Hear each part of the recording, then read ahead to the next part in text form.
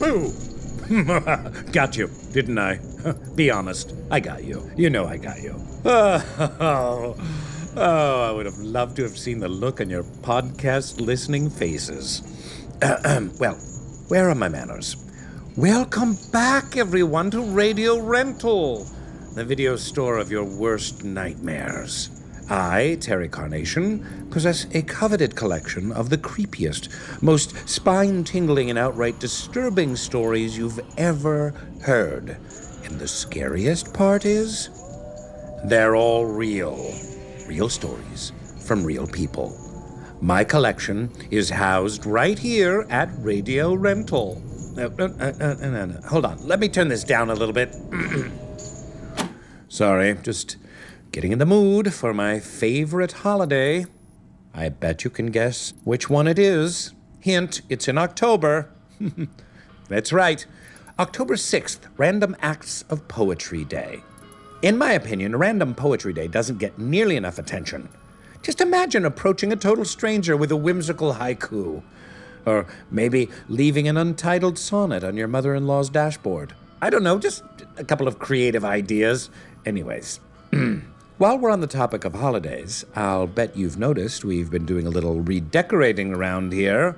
Halloween is fast approaching, and that's the time of year Radio Rental really shines. We've got a couple of dynamite specials you'll want to take advantage of, like the Psycho Special. 30% off if you bring your mother. 50% off if you dress up as your mother. Anyway, let's just cut to the chase, shall we? Let's pop in the first tape from my extra special collection. Let me see here. Totally random. Closing my eyes and choosing. Oh, this one. Oh, this one's good. Oh, this one's good. Starting off strong. I think we're in for a good run, my friend. Enjoy. I was in 7th grade, and it was the one year my mom got transferred to Mobile, Alabama. We moved there, and I immediately got a weird vibe from that city. It was like backwards but creepy. Very much a True Detective kind of vibe in Mobile, Alabama. I was really little, and I guess now it's fashionable to like be into like Satan and occult stuff. But back then, that was a long time ago, and that wasn't really a thing. But it seemed like all these little kids were into it, but they're all also kind of rednecks. I don't know, it was an unusual vibe for me. I had just started skateboarding. When you start skating, you interpret the whole world as like, is that skatable? Is that skatable? Moving into our new place and passing over this overpass, and we saw this concrete ditch, me and my brothers, and we were like, we are gonna skate that.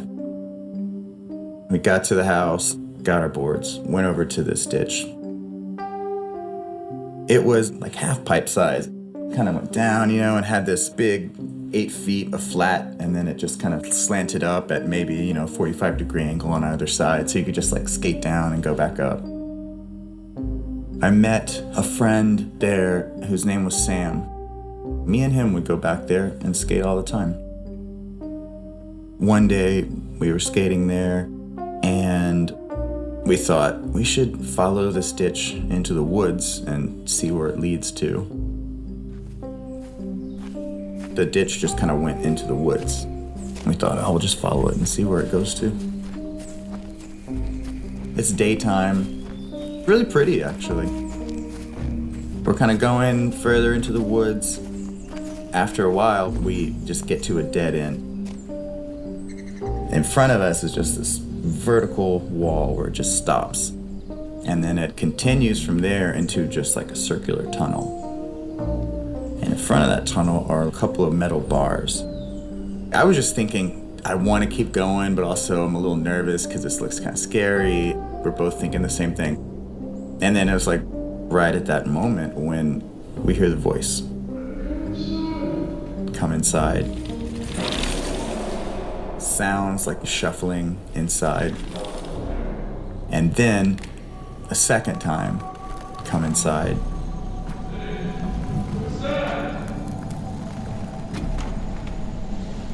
wanted to run, but I could not respond. I was just like a deer in the headlights. I felt like my muscles just locked in place.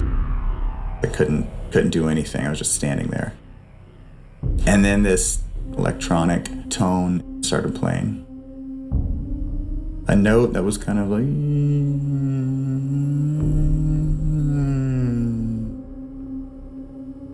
I compose music on synthesizers. I don't know how I could replicate that sound. At that point, I was like, went from like scared to super scared. It wasn't really happy or sad because there wasn't really a melody to it. Suddenly, I see these eyes. They just all come on at once. A little ways into the tunnel. A bunch of sets of glowing eyes. Multiple sets. At our height, higher than our height, lower than our height, multiple heights. The eyes were like whitish golden color. We're looking at them for a few seconds and then just blink. I had like a break in my memory. I don't remember what happened. The next thing I remember, standing in front of us on the other side of the bars, outside of the tunnel, is a family of 5. A dad and a mom and 3 kids. They're all blonde hair, blue-eyed, and they all have bicycles. I'm just standing there looking at them, scrambled for a minute. What just happened? There's no break. I don't remember falling asleep or anything. Just seamless from one thing to the next. There was no blackout. It was one thing, then instantly another thing. It was definitely eerie. Why don't I remember them climbing over the bars? Why don't I remember them putting their bikes over the bars? I don't remember them actually coming out of the tunnel. They were just there. Instantly, we're looking at the people on the bikes. I mean, they looked like people. I never actually touched them. They didn't look translucent or anything like that. They looked like people. But it was awfully odd that they had these features. Their eyes kind of looked, I don't know if it was sunken or what, but definitely unusual eyes. And I'm kind of like looking them up and down, and I see the littlest one. She's a little girl who's maybe like 6 years old, and she has these dark circles under her eyes. It was only in 7th grade. I'd never even tried drugs or anything, but my first thought when I saw her was that kid looks like she's on drugs. Nothing is said between any of us for a few moments. The dad holds out his hand, and he had a box in his hand, a grayish box. I don't really know what material it was made out of. And he said, the next time you hear this, you'll know that it's us. He could tell we were scared, and he thought it was kind of funny. He could tell that we were scared, and he was kind of amused by it. And then they all got on their bikes and pedaled away on their bikes.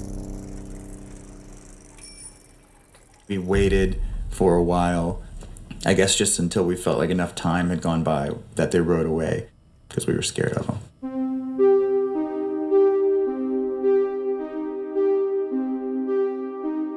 We both thought it was a really weird thing, but we didn't have any sort of theories about it. Your mind sort of instinctively wants to rationalize it away. So much of it doesn't make any sense. Maybe they're dead people, and somehow under some circumstances, you can see dead people as though they're alive. They died under some circumstances that kept some part of their consciousness attached to the material plane or whatever you would want to call it. Maybe it was a family that was really into occult stuff, and they were going in there to do some kind of ritual or something like that.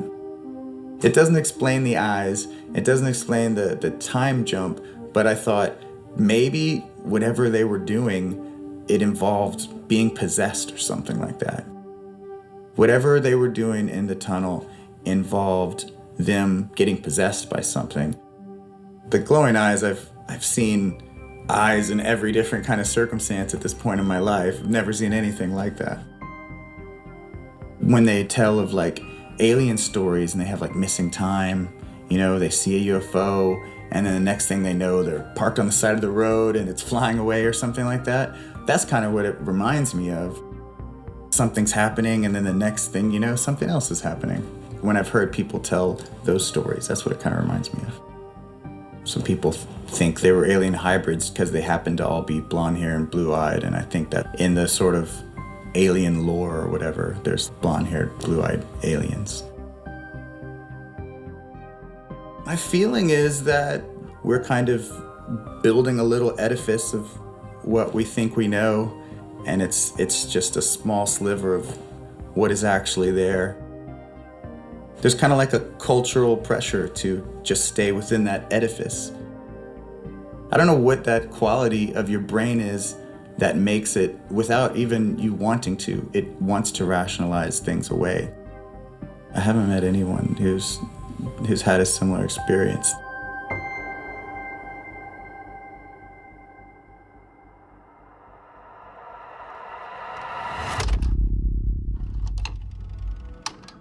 So while you were listening to that strange little tale, I was doing a little holiday research on the old Bing, and I found that October 23rd is National TV Talk Show Host Day. Oh, can you believe that? What a bunch of bull crappy. Where's the respect for radio talk show host personalities? Don't the TV show hosts get enough attention because they're so good looking with their pearly whites and they don't have chicken tikka masala stains on their turtlenecks? Oh, so they get their own holiday? Why am I so mad about this, gentle listener? Well, perhaps you've forgotten who I am. I am also Terry Carnation, the illustrious host of the former late-night AM radio paranormal talk show sensation, Dark Air. We went off the airwaves due to some unforeseen events, a very force majeure type of situation. Okay, I lost my marbles for a while, but I am sure there will be lots of adventures in store for me and for us when I finally make my comeback on KSB Radio. And also Apple, McPodcasts, and Spotify. All of them, you know. Well, you know the ones I mean. You know, talking about all these big companies makes me think of consumerism. So let's go sell some stuff. How about an ad? Okay, what do we got here? Oh, here's a good one. Have you ever been to the gym and thought, I could really use a drink? Have you ever been to a restaurant and wished you were being served something a little stronger than tap water? Well, then I have the perfect product for you, introducing wine bags. It's like a tea bag, but it's with wine in it. Just steep one in your glass of water and presto changeo, you're basically Jesus incarnate. Or at least a Christ-like figure at parties. Merlot? Here you go. Pinot Noir? Absolutely. Chardonnay? Well, they're actually still working on that one. Fine by me, I hate Chardonnay. But these bags are so good, they'll have you saying grape Scott. Seriously, that's their tagline? Ugh, no wonder the sales are so abysmal. Well, if you would like to offend every sommelier in the world, get 10% off your next shipment using my very special discount code, Gary. Gary? They didn't even get my name right. Fine. Well, I, Terry Carnation, am contractually obliged to finish this so-called ad. So for 10% off your wine bags, use the code Gary, and I hope you choke to death on it. Not really. I love you.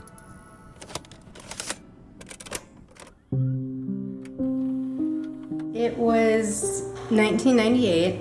I was a 10th grader. I had just woken up at my friend Lindsay's house. It was after a sleepover. Wake up and I don't know, we didn't feel like hanging out anymore. I realized that I can just get up and go home since I have my license in my car, so I just leave. And I knew that my whole house would be empty. Everyone was going to be gone at church. It was Palm Sunday, and My mom was hesitant to let me go even to my friend's house at that point. She's like, well, tomorrow's Palm Sunday. You gotta go. And I convinced her somehow not to. So I knew they would be gone. I could have the house to myself for a nice long time. I could do whatever for a while. It's something I loved as a teenager. So I walk in, everything looks normal. So I decided to go upstairs to my room, and it was a teenage girl's room. Clothes everywhere, magazines, dishes, CD cases, notes, pens, pencils, everything. It was just a disaster. I was definitely the slob of the family. I knew that my parents at some point would ask me to come and pick it up anyways. So I kind of figured I'd get ahead of the curve and just do it myself. I remember going over to my pile of CDs that were just kind of out everywhere. I'll throw in some music and just have a good time in my room. I had just bought the CD Licensed to Ill by the Beastie Boys. So I throw it in and I crank it up super loud. No one's home. We'll just cut loose and have fun. I'm in my drawers, ripping things out of my drawers, just going, I don't need this anymore, putting it in a pile. And I hear something different, not a usual noise. A pounding or a slam. It was too early for my parents to be home, so I thought it might be unlikely for it to be a car door. It was weird, it just kind of raised my hair a little bit. I run downstairs, not really thinking, but I'm coming down the stairs fast. I turn the corner, and all of a sudden, it's like running into an invisible wall. I see him. This stranger in my house, a police officer standing in the kitchen. The officer wasn't at my front door, he's just inside my house, standing in the kitchen.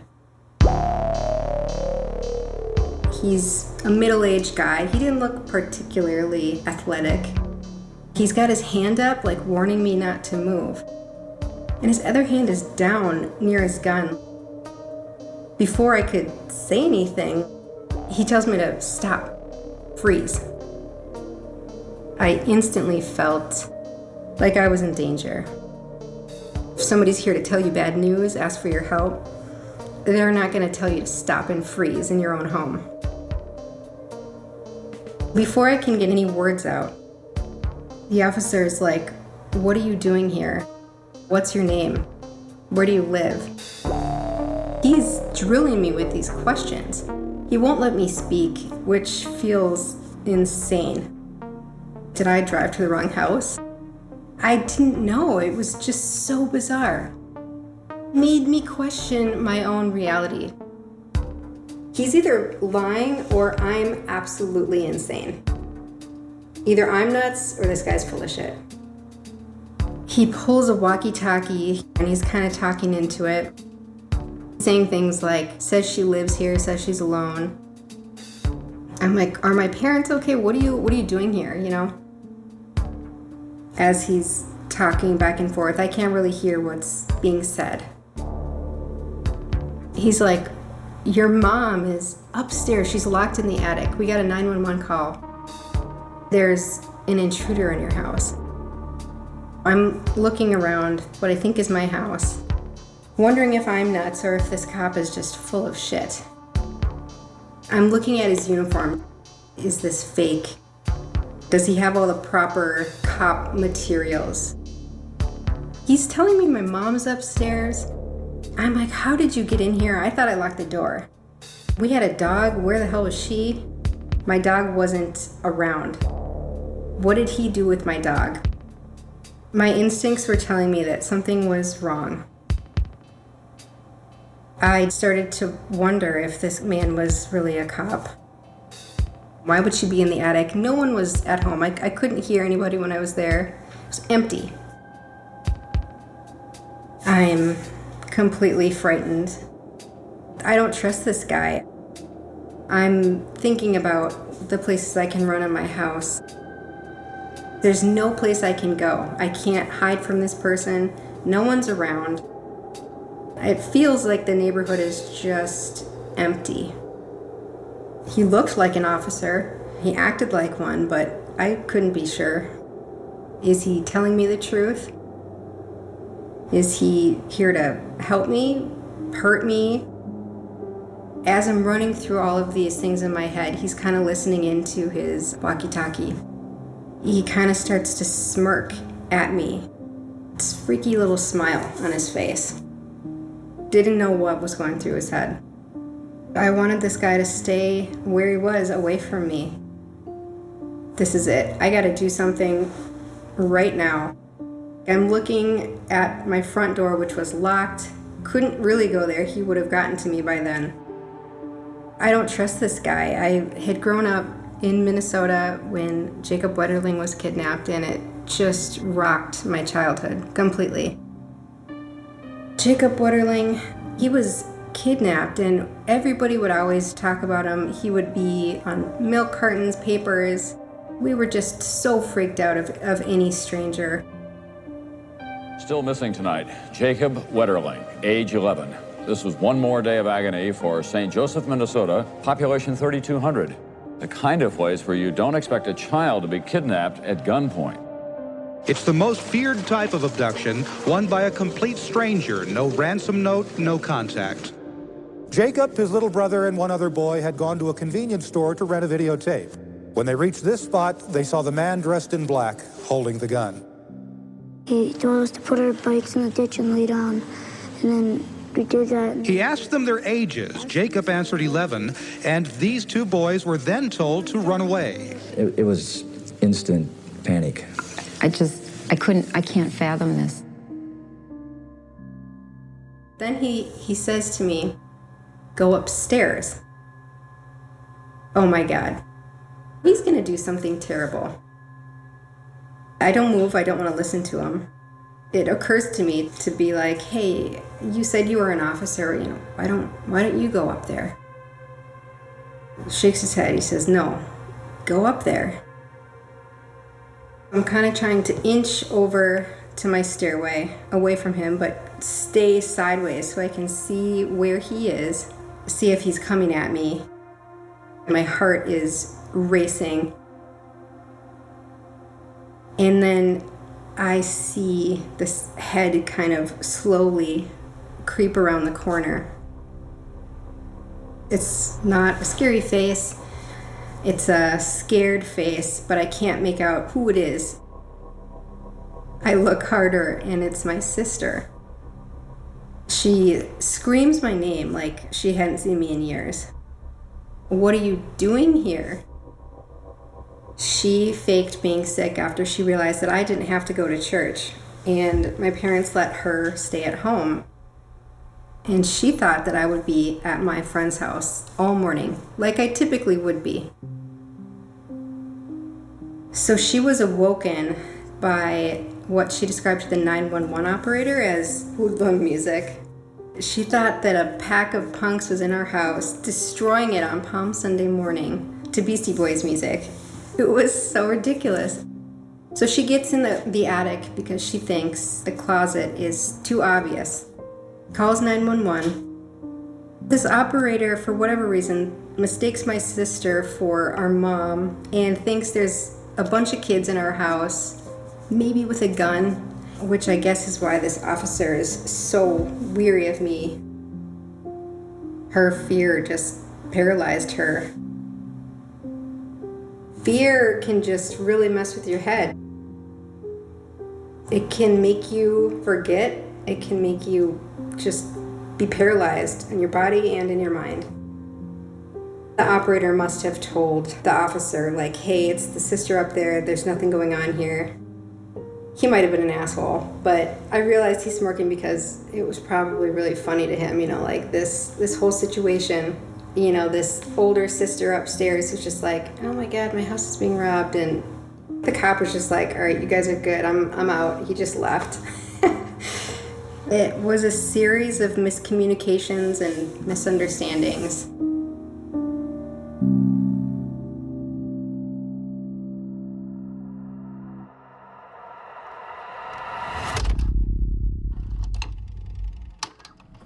I'm sorry that tale was so scary. But if you wanted something warm and fuzzy, you should have chosen, what's it called? Bend It Like Ted? What's that, Malachi? Ted Lasso? How would you know from that title that it's about soccer? It sounds like it should be about a rodeo. At least Radio Rental is a very clear title. I rent videos, I work on the radio, and it happens to be Cockney slang for crazy. Oh, Radio Rental. Right, totally mental. Couldn't be clearer. Straightforward, catchy, double meaning. Anyway, my friends, I've had a diabolically wonderful time with you today, and we've got a lot more in store for you this season on Radio Rental. The spooky, the chilling, and the downright, oh, that story was so wrong. Why did I listen to that whole thing?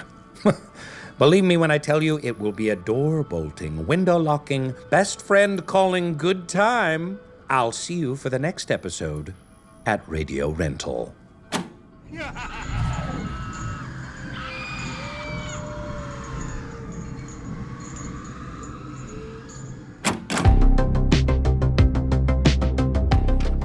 Radio Rental is created by Payne Lindsay and brought to you by Tenderfoot TV. Executive producers Payne Lindsay and Donald Albright. Hosted by Rainn Wilson as his character, Terry Carnation. Produced by Payne Lindsay, Mike Rooney, and Meredith Stedman. With additional production by Eric Quintana. Written by Meredith Stedman. Additional writing by Mark Lachlan. Sound design by Cooper Skinner. Original score by Makeup and Vanity Set. Cover art by Trevor Eiler and Rob Sheridan. If you have a Radio Rental story that you'd like to share, please email us at yourscarystory@gmail.com or contact us via the form on our website, radiorentalusa.com. Follow us on Instagram and Twitter at Radio Rental. You can also follow the illustrious Terry Carnation on social media. Just search at Terry Carnation. To hear more from Terry, listen to his podcast, Dark Air. Special thanks to Grace Royer and Oren Rosenbaum at UTA, the Nord Group, Station 16, Beck Media and Marketing, and the team at Cadence 13. On behalf of the Radio Rental Store, we'd love it if you'd subscribe, rate, and review. And don't forget to share our show with a friend of the genre. Thanks for listening.